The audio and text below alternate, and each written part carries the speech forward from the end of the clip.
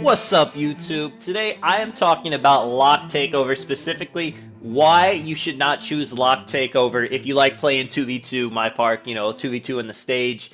Yeah, I mean basically, lock takeover is cool for threes, and it's pretty good for pro am rec, anything that actually takes a while, but it's not something good for twos, and I'll explain why in this video. So you see here, I'm running with my inside out playmaker, superstar 3 finally for you guys, and I got porch up on his glass log inside, can't shoot, none of that. We're going up against a two-way slasher and a paint defender.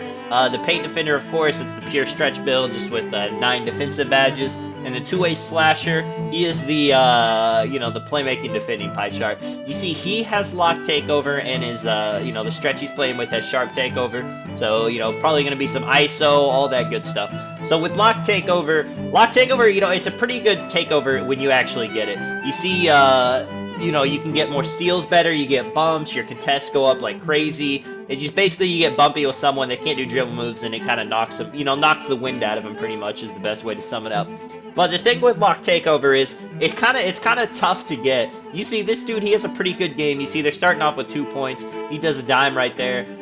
This dude actually's got the 2K17 meter, a little bit different. You don't see too many people using that. But he's got 4 points so far. Hasn't taken any jump shots, but he's actually been doing pretty well in the paint. So pretty good game. But like I said, this Bio War Machine, he does a lot, and he never gets takeover this game, and that's the problem with lock takeover on the twos. You want to actually be able to get your takeover. You see here, I take a wide open 3. My first game on, I missed that. I put in this game, this gameplay right here specifically is because, we don't just 21-0 them. We don't, they actually get the ball a ton. They actually get to play pretty good defense, and you see, he still doesn't get his takeover. You see there, I get the steal. I take that easy, super close range shot. I'm not going to miss that. But, like with shock rating takeover, what I use on the twos, basically, I get my shock rating takeover every single game. You see I dunk right here. It goes up, just a little chunk. But if I keep getting dunks and I keep getting stuff like that, my takeover, I'll actually be able to get shock rating takeover before the game's over. I'm going to get shock rating takeover basically every twos game I play. Pork Chop, he's got glass takeover. Pretty much, he's going to get glass takeover every single twos game he plays. Just getting a couple rebounds, getting a couple assists. It just goes up really quick. There's other takeovers. You see I get the beautiful fade right there. My takeover goes up quite a bit. What this man has to do with lock takeover is he has to get steals, he has to get bumps, good shot contest, stuff like that. And you see Porcha, I don't know. Miscommunication. He thought I was going for the lob. I was trying to pop out, so they get the ball back. Like I said, though, a good game to show, this dude, all the stuff he does, and he still can't get lock takeover. But yeah, it's basically just you gotta play good defense to get lock takeover. You would think like dunking, shooting, it'd make it go up a little bit, but actually you don't get too much takeover. You see he actually hits a 3 right there, great shot. But see, doing something like that with the green 3 right there, he doesn't actually get a lot of takeover. Sharp takeover, it's another good takeover to have for twos because, if you're shooting threes, you're gonna get it really quick. You only need to hit like 3-4 threes. 12 points, and then you have sharp takeover, and then you can just be going crazy. Slash takeover, of course, because everyone loves rim running, everyone loves getting to the paint. Rim takeover is pretty well too. You can actually, just because you're gonna get more, it goes up a lot more. You see here, he gets a strong dunk right there. So he's got 5 points and an assist so far. Still no takeover, that's fine. I have 6 points, and I'm only halfway up on mine. Yeah, but like rim takeover is pretty decent because you're gonna get a lot of inside contests when people have to force up inside buckets, which happens a lot. Playmaking takeover, do not choose that for twos. I thought playmaking takeover would be worth it, getting ankle breakers, the dimer boost, but it's actually not that amazing, unfortunately. So I would not recommend that. But let me stay focused. I'm trying to stay on lock takeover. You see here, this man was actually letting the stretch kind of work a lot. I'm kind of leaving him open. I'm wanting to see if he can shoot. He misses right there. This man actually gets the board. Like I said, he's doing good posting up. He's getting rebounds. He looks surprising for a paint defender. He's not a baby in the paint. You see here, he goes up with a contested layup right there. Now he's got 7 points and 2 assists. Still no takeover, like I said, If you get like 13, 14, 15, 16 points, once you get takeover, then it should be game over and you should be able to finish it. I get stuck on this man, not trying to do that. He takes an open 3 right there. Now he's got 10 points, 2 assists, shooting good. He's played pretty decent defense, so at this point, I think he should have takeover. And of course, he doesn't, or else he'd activate it.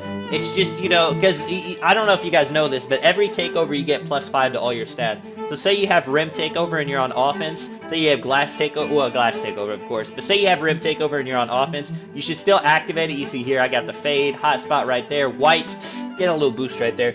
But you should always activate it on offense or defense because you get +5 to all your like stats, you know, say like shooting, you know, lateral quickness, anything like that. Like you want to have +5 shooting if you're like a sharp shooting rim or whatever. It also gives you like +5 in offensive rebounding, all that good stuff. You see here, I missed that shot. Take this midi right here, miss that. Like I said, this is like the perfect gameplay. He's getting bumpy right there. He should be getting takeover for that, making me pick up the ball.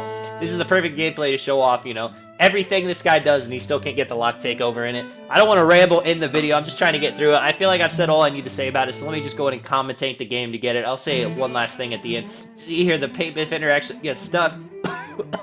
No, sorry about that. Pork chop jumps, gets the deflection. I tried to get the steal right there.